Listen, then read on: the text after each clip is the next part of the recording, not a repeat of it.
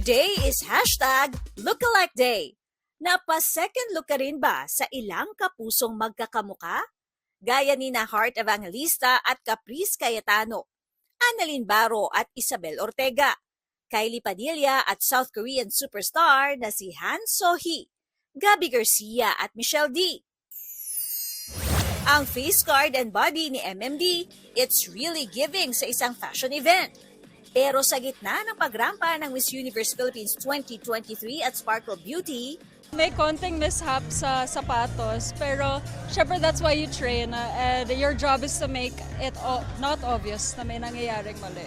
the show must go on din para sa Team Jolly, Sofia Pablo at Allen Ansay na nakaranas ng technical difficulty. Medyo nagka-aberya kanina sa music. Talaga makikita mo yung bawat isa talagang tulungan para mas patuloy pa rin yung show. Nung naglalakad po ako, yun yung peak na nawala talaga yung music. So, na-stress ako ng slight, but sabi ko the show must go on.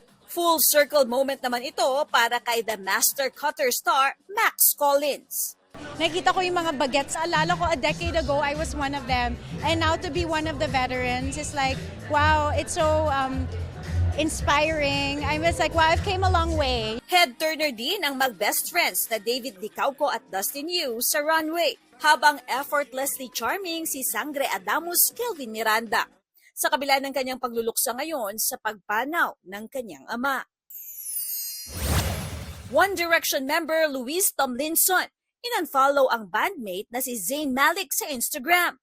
Ayon sa ilang media report, bigla umanong sinuntok ni Malik si Tomlinson habang nasa set ng isang documentary series. Wala pang official statement mula sa dalawang kampo. Katrina Son, GMA News.